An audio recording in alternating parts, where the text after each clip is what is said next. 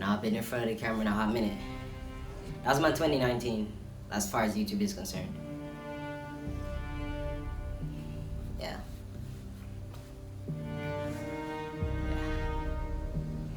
Huh? Out with the old and in with the new. Dude, what's wrong with you? What is he doing here? No, what's up? I'm supposed to be doing the 2019 video. Why is he here? Why? Why is he? What do you mean? Just calm down. What are you trying to say? Why are you shouting like that? He's got the job. Oh, he's got the job. Oh, he's got it for 2022. Oh, really now? Hey man, here's what I'm saying. I need you to get up. I need you to get up right now. But I don't want to get up, bro. They already gave me the job. I don't give a shit if they gave you the job or not. I said get up. Get up, bro. Get up. Get up.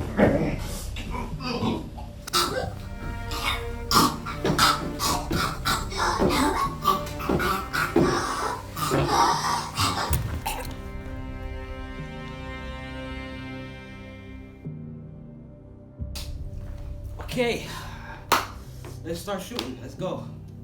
Y'all ready? Yeah, let's. Oh. Metro don't trust you. I'm gonna.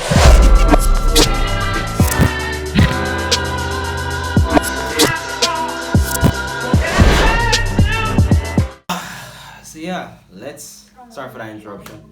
But let's talk about 2020 and let's talk about 2019. When I usually do New Year's videos, I have a whole script and I was sitting writing a script for this New Year video, but couldn't write one. I could not write one because I was trying to write it where it's gonna fit and where it's gonna talk about 2019 and how it was a year for me. So 2019 I think is the ending of another chapter for my life. And I feel like when you're moving forward, you should always talk about the last chapter of your life, stepping forward or moving forward. And that was for me 2 years ago when I came out of college. I was in college for 2.5 years, and I was what you could consider disturbed. I was mentally not okay. I haven't told anybody. I think I've told people parts of it, but never the full story. So it was mid 2017, about the ending, around that time, the ending of 2017, or the earlier part, I think it's the earlier part of 2017, I was in a relationship, a toxic relationship, not the best relationship that I was in, and I wasn't able to handle the idea of not being with this person, even though this person was pretty much didn't want to be with me anymore, but I was just so caught up on the fact that I had made all these plans and I was just there and I could not handle it. I'm not gonna say that relationship was the number one reason why it was a chapter changing part of my life, but I can safely say that after years of thinking, I'm able to appreciate what happened and I was able to understand it from another point of view. But I can safely say that if it wasn't for her, I wouldn't be here making this video. I wouldn't have had it 2019, I wouldn't have had it 2018. Which honestly, 2018 and 2019, I can clearly say were the two best years of my life so far. It's been the most mentally transformative for me, if that's even a word. But it's been the section of my life where I've stepped forward mentally. And that's not easy for me to say because I've never really had like a mental step forward or movement forward in a long time. I haven't had that in a long time. This is the day. I had a lot of anxiety attacks in classes. I had to leave classes. I was just all over the place that day. I didn't want to talk to nobody. I was just in because the thing with how I deal with my mental illness, or used to deal with my mental illness, is I used to sit down and I used to let stuff build up and I used to just keep them in the back of my head, and they would come up and they're like, hey, I'm not gone, I'm still here, you haven't dealt with me yet, and then that would lead up to, you know what I'm saying? So imagine like nearly a month of me just building shit up and just you know, and trying to act normal for everybody, trying to act like nothing ain't wrong with me, all of that shit. That was a whole month of that. And at the time I was seeing a psychiatrist. The funny thing is I don't have a lot of good luck with psychiatrists. I don't like psychiatrists, I don't talk to psychiatrists. But the girl that I was with at the time, she pushed me to talk to psychiatrist because she was able to see that, hey, I had some underlying issues. And yeah, so I had a psychiatrist and I had to drop off something at my psychiatrist. I think that day that day I think was the day where I had decided that I don't think I was gonna come back to NCU for next semester, and me and the girl had talked about that. There was crying. There's a lot of stuff. I don't know if that was the day, but I'm trying to remember. It was a long time ago, and I try to forget stuff. So I'm there. It's about 3 o'clock. I didn't have any more classes for the day. I had an anxiety attack like right before, like an hour before that, and I just was not like, I mentally wasn't here. Like I mentally wasn't there. If I had went home, I went in there. I had to drop off something at the psychiatrist's office, and I don't know. I'm gonna call it God. He saw that, hey, this is it for my boy. If I don't send somebody to help him, like, that's it. My psychiatrist, she saw me and she instantly knew that something was wrong with me, and she called me. You know, reluctantly, I went to her and we talked, and I talked about it, and she knew that she couldn't send me home, but she didn't know what to do. So she took me to the hospital, and I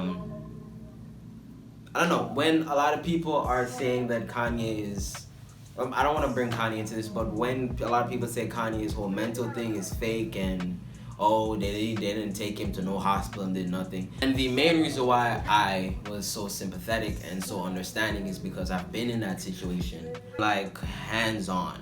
So I was taken to the hospital. I had went to the hospital before to get a prescription for medication.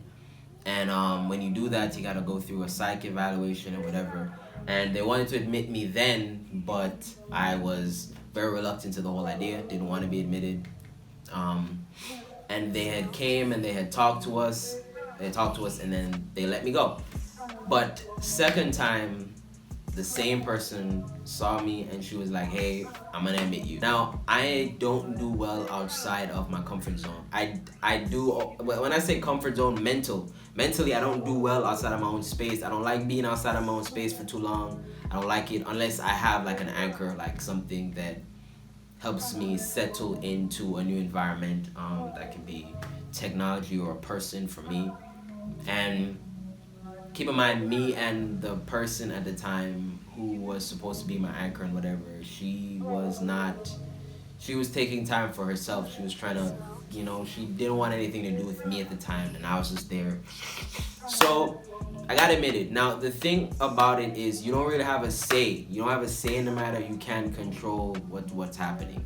So I was in a room. I remember it was a room, and I was in the corner, and I was literally losing my shit. And there's these two dudes, these two orderly guys, and they're like, yo, you got two options. This is the two options that they give you. They say, hey, you could come with us freely, and you can come with no issues, or we're going to forcefully get you onto this bed, and we're gonna strap you down and we're gonna carry you. So you got these two options, and you can choose which one you want to do. Now keep in mind, I'm not a big guy. I got fight in me, but I can't fight. I can fight off two people, but for how long? And these are two huge dudes, and I'm just there and I'm scared. I start calling the cops. I start calling the police. Police hang up on me. I couldn't call my parents at the time because they didn't know that I was having all these issues, or I didn't tell them that I was having all these issues. And so I decided that I'm gonna man up and just go with them. So I just went with them. I got to the ward. I remember the ward. There were people. There's patients there.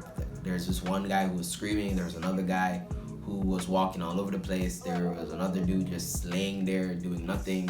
And they carried me to my bed. And then I remember I was administered Vicodin into my butt, and I knocked the fuck out. That was the best sleep that I had in the last 4 or 5 months. That was the best sleep I had because it was uninterrupted and it was drug induced. So I woke up, I was in restraints. I woke up restrained. They said they usually restrain people after they give them drugs, like, to knock them out, because you might wake up and you might be like, you don't remember getting here and stuff. So I was strapped down. They unstrapped me, gave me food. I was hungry. Now the big issue is that in order for you to be signed out, you can't sign yourself out. They have to get somebody to evaluate you and then decide if you're no longer dangerous to yourself or the people, and then they let you out. But the problem was the doctor who was supposed to let me out, or was supposed to have the power to let us out, she was off on vacation and she wasn't coming back until the Friday. That for me was the big shock, because that meant I had to stay a whole week in there, and that for me was very shocking and very like hard hitting, that hey, we're gonna be here for a while, no matter what we do, there's no getting out. And I guess that's what prison feels like for people, because that's pretty much what it is. I can't take up my stuff, I can't leave.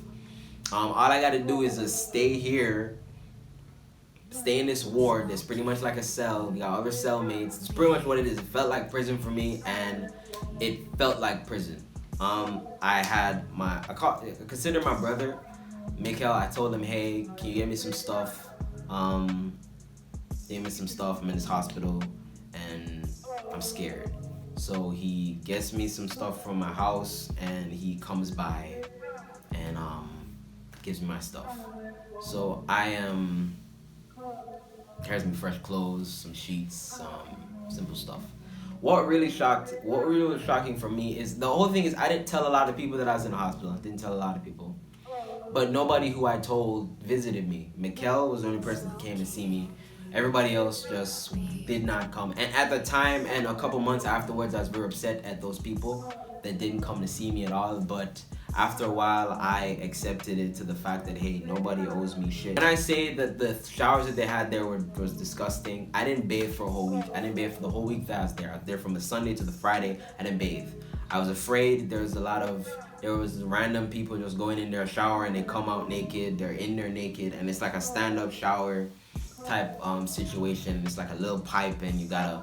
And I was just not having it. So I didn't bathe for a whole week. I didn't shower for a whole week because I was so afraid and I was so like taken in.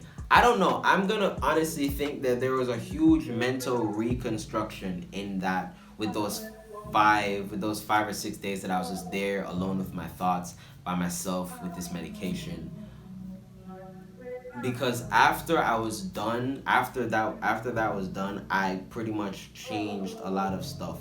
Like that was pretty much a chapter change for my life, and I had to accept the fact that I have an illness, I need to deal with it, and I need to become a better person.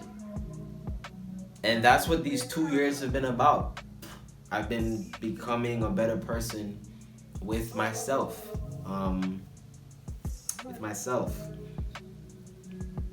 What also makes this year a chapter changing year is I'm going back to school. I'm gonna go finish my degree that I've been holding off on doing for a long time, but I'm gonna finish it, and I'm gonna really take it seriously.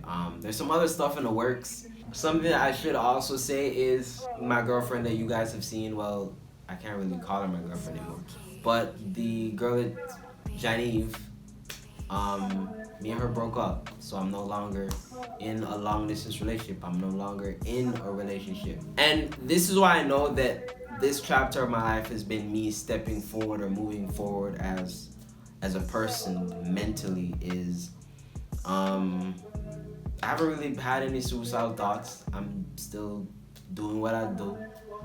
You know what I'm saying? I've just been dissecting things and looking back and, you know, looking back and understanding stuff. I think one of the biggest differences between another difference between my last breakup and this breakup is I have a support system. I have my family. I have a cousin who's, you know what I'm saying, me and this dude we're close. I have friends. Do I still love her? Yes, I still do. But I think as time goes on, that will fade just like everything else. Memories will fade. The love I had will fade. Everything just gotta fade. It's gotta go one day. My mom always says time is the greatest healer, or you know what I'm saying. But I was going into 2020 a different person. I broke up like my first semester in college. It was my second semester, with college. I broke up with somebody and I just went on a sexcapade. I was having sex. I'm not on that right now. I'm not running down anything right now. If shit happens, it happens. I don't really care. I'm just focused on 3 things right now, and that's God, fam, and money. Okay, those are the 3 things that are on my mind right now. Those are 3 things I'm focused on. Anything else that comes after that is math. But this year is just this year, people. Like, we're gonna do some shit. I got me and my niggas, we finna kill some shit. I got some shit I need to kill before September. I might be traveling later this year or summer. I definitely don't know where I'm going, but I might also add a second leg to my trip. I definitely gotta go to Florida. I have fam in Florida. I got my sister in Florida. There's so many things in Florida that I like. I might add a second leg to it. I might go to Cali. Who knows? Might hit up Cali. Might go to Atlanta. I have an uncle in Atlanta. Might go chill with him for a little bit. I don't know. But this year is just open. I don't really have anything planned. I know that I'm gonna be doing YouTube a lot more. I got a lot more trips that I plan to get out of my house more. I plan to just go out and do shit more. I'm just gonna try and just live life the way I want to live it, and whatever comes, it comes. I'm gonna just roll with the punches. But yeah, 2020 is gonna be a good year. 2019 was a good year. I don't regret 2019. I don't regret 2018. I don't regret any years of my life. Who was to blame? Nobody. I don't even know why I'm talking about this shit in this video. I should actually just make a whole video, but I'm not gonna do that. Who's wrong? Who was wrong? Nobody was wrong. I think what the biggest, and this is just my overall idea. The biggest problem was the distance between the 2 of us. Like, I'm just gonna call it what it is, and that's what it is. That's what it was. Who broke up with who was mutual. That's the end of the video. I don't really YouTube wise, just look out. I got new stuff coming. Nissa's got new stuff coming. We all got new stuff coming. It's gonna be a good year. We're gonna get shit in. We got this.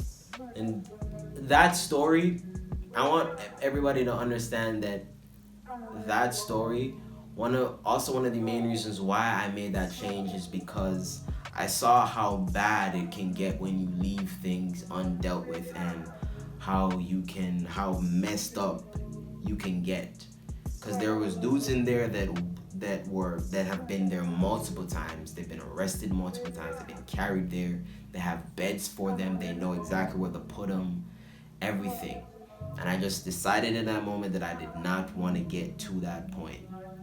And I'm far away from that point. I would say far away from that point, and I don't ever intend to get anywhere close to that point ever again. Yeah, anyway, that's the end of this video. If you like this video, hit the like button. If you dislike this video, hit the dislike button. It's 2020. I don't give a shit. Most importantly, if you like my content, hit the subscribe button. Peace.